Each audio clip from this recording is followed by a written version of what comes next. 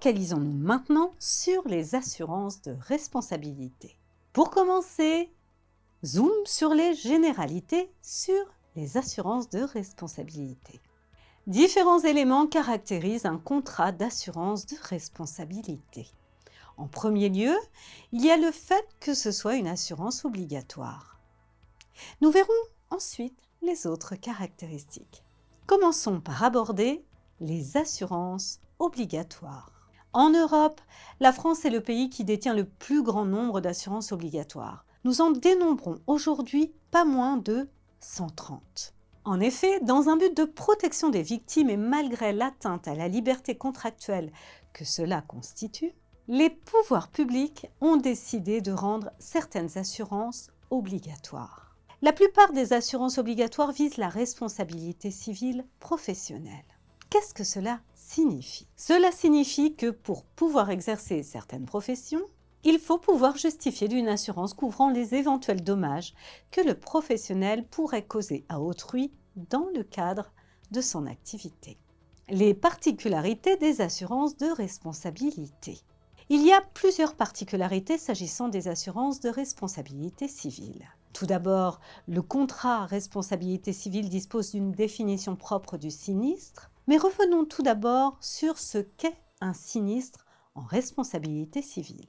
L'article L124-1 du Code des assurances définit le sinistre comme étant tout dommage ou ensemble de dommages causés à des tiers engageant la responsabilité de l'assuré résultant d'un fait dommageable et ayant donné lieu à une ou plusieurs réclamations.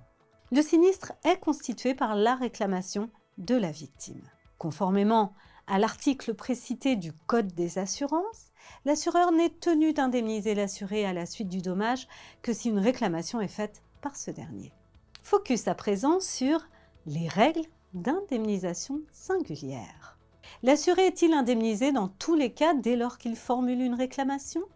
L'assuré peut se voir appliquer une déchéance, c'est-à-dire une perte de ses droits sur le sinistre concerné, notamment dans plusieurs cas. S'il déclare par exemple trop tardivement son sinistre et que sa déclaration tardive cause un préjudice à l'assureur, également en cas de manquement à ses autres obligations après sinistre, ou encore en cas de clause d'exclusion figurant dans son contrat. Est-ce que cela signifie que le tiers lésé ne sera pas indemnisé? Non. La déchéance est inopposable aux victimes qui ne doivent pas subir les conséquences des manquements de l'assuré à ses obligations après sinistre.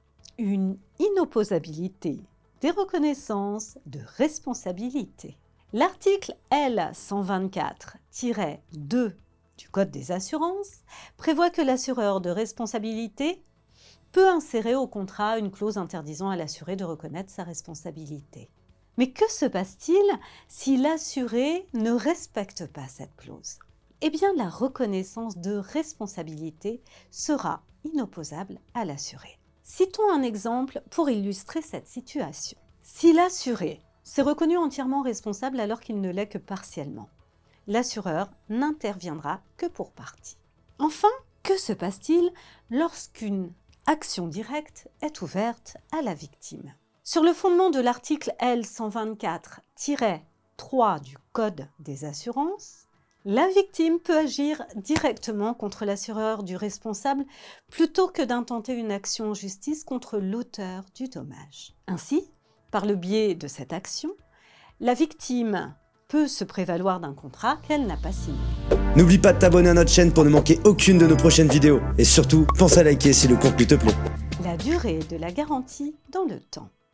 Les parties, assureurs et assurés, peuvent déterminer leur période de garantie, soit par rapport à la date du dommage, soit par rapport à la réclamation, soit en fonction des deux. Pour les assureurs de responsabilité, initialement, la garantie n'était acquise que pour les réclamations présentées pendant la période d'assurance, peu importe que le sinistre soit intervenu ou non pendant la période de garantie. En cas de changement d'assureur, cela avait pour conséquence que le client, pourtant assuré sans discontinuité, n'était pas garanti pour un sinistre survenu. Quelle est alors la solution? Pour éviter cette non-garantie, les assureurs sont bis. Pour éviter cette non-garantie, les assureurs ont proposé deux solutions cumulatives. Tout d'abord, une extension dite reprise du passé. Qu'est-ce que cela signifie? La reprise du passé consiste à couvrir les réclamations formulées pendant la période de validité, mais afférentes à des dommages survenus avant la prise d'effet des garanties. Puis il y a une extension dite garantie subséquente. De quoi s'agit-il? Il s'agit de couvrir des réclamations formulées après la cessation du contrat, mais afférentes à des dommages survenus pendant la période de validité.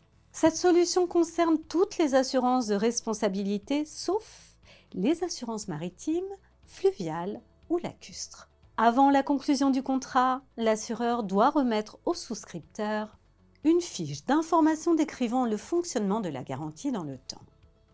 Ainsi, la durée de la garantie dans le temps doit être formulée en se référant soit à la date de survenance du fait dommageable, on parle de clause base fait dommageable. Dans ce cas, l'assureur couvre les sinistres dont le fait dommageable se situe pendant la période de validité du contrat, quelle que soit la date de dommage ou de la réclamation. Soit à la date de réclamation de la victime, on dit alors clause base réclamation. C'est lorsque l'assureur couvre toutes les réclamations intervenant pendant la période de validité du contrat, y compris celles concernant des faits antérieurs à la prise d'effet et non connus de l'assuré au moment de la souscription. L'assureur doit accorder une garantie subséquente d'au moins 5 ans.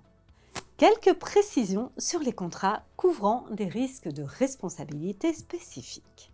Tout d'abord, les clauses base réclamation sont autorisées dans les contrats d'assurance responsabilité civile médicale. Par ailleurs, la durée minimum de la garantie subséquente doit être portée à 10 ans quand le contrat concerne certaines activités énumérées à l'article R124-2 du Code des assurances. On parle par exemple des courtiers d'assurance, des huissiers ou des notaires.